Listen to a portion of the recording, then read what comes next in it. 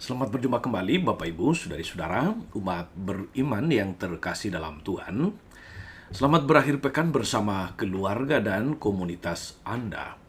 Hari ini, hari Sabtu tanggal 19 Februari 2022, saya Romagus CSSR mengajak saudari-saudara merenungkan hari ini Injil Markus bab 9 ayat 2 sampai 13. Mari kita mendengarkan firman Tuhan.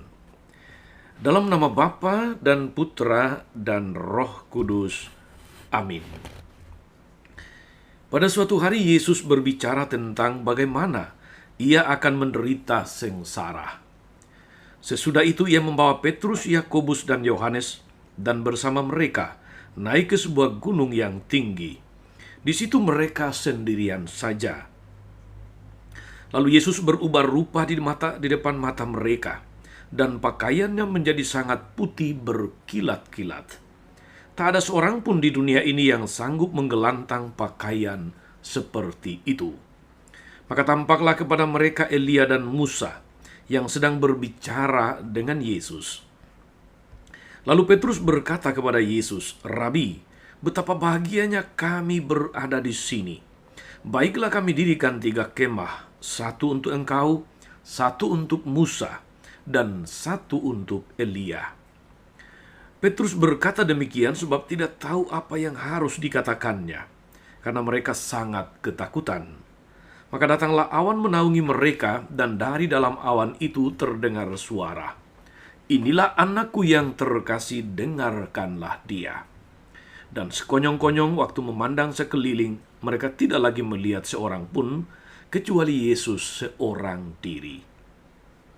Pada waktu mereka turun dari gunung itu, Yesus berpesan supaya mereka jangan menceritakan kepada siapapun apa yang telah mereka lihat itu sebelum Anak Manusia bangkit dari antara orang mati. Mereka memegang pesan tadi sambil mempersoalkan di antara mereka apa yang dimaksud dengan bangkit dari antara orang mati. Lalu mereka bertanya kepada Yesus, "Mengapa ahli-ahli Taurat berkata bahwa Elia harus datang dahulu?" Yesus menjawab, "Memang Elia akan datang dan memulihkan segala sesuatu. Tapi bagaimanakah halnya dengan Anak Manusia?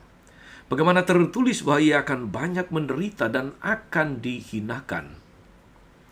Tetapi aku berkata kepadamu, memang Elia sudah datang dan orang memperlakukan dia menurut kehendak mereka, sesuai dengan yang tertulis tentang dia."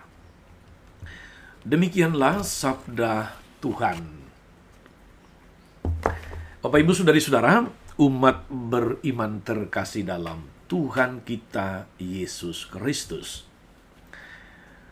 Dalam tradisi gereja kita, ada satu kegiatan rohani yang seringkali dilaksanakan entah secara pribadi, entah sebagai komunitas, maupun sebagai sebuah kelompok umat beriman. Retreat.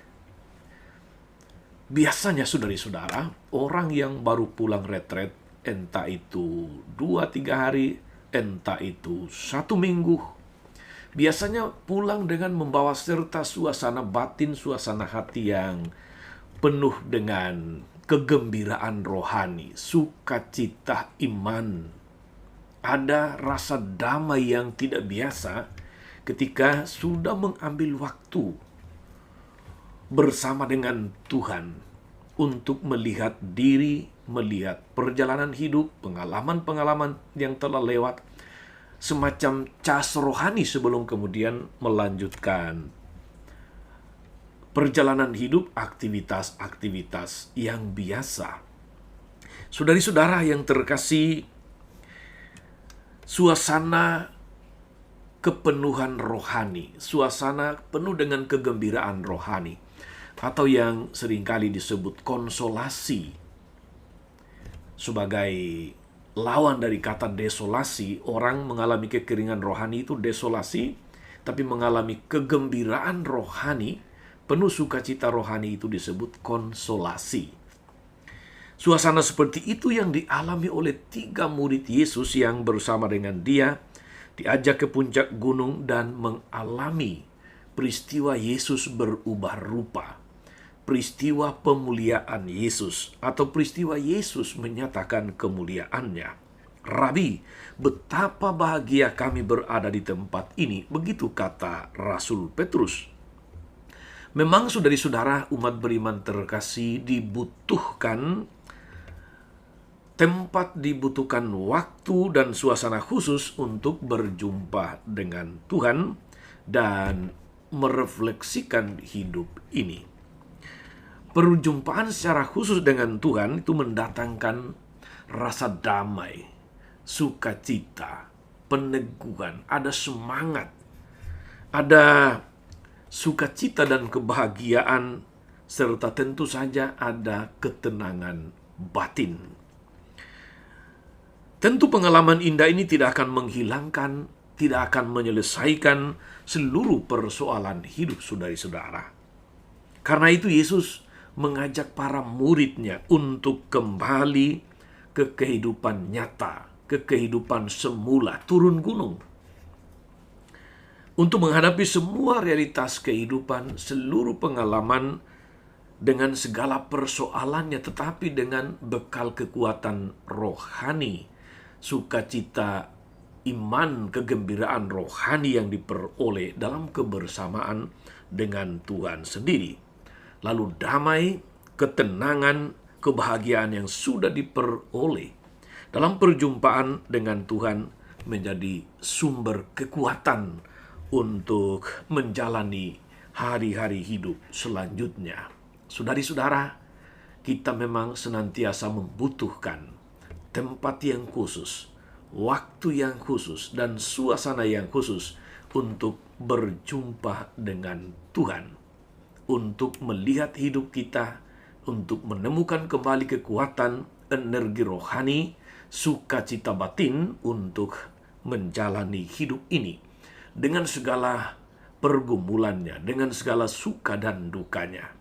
Semoga kita mampu memiliki waktu-waktu yang khusus dan tempat-tempat yang khusus untuk senantiasa berjumpa dengan Tuhan untuk cas rohani, cas batin, sehingga kita memiliki energi baru menjalani hidup di dalam terang penyertaan dan penyelenggaraan Tuhan sendiri.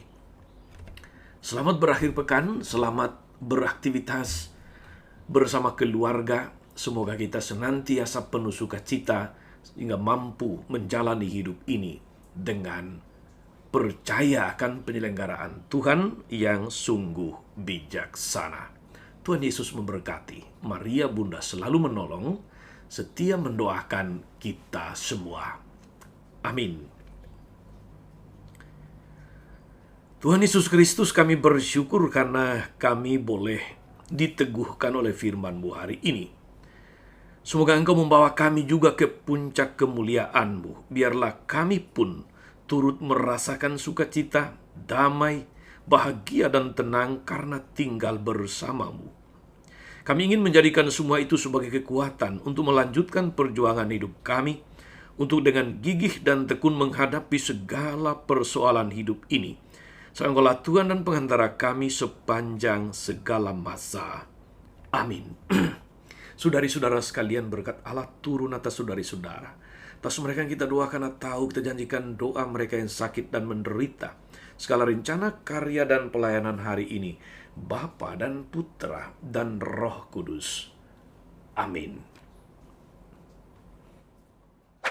Jangan lupa like, subscribe, nyalakan lonceng notifikasinya. Salam 52, Tuhan memberkati.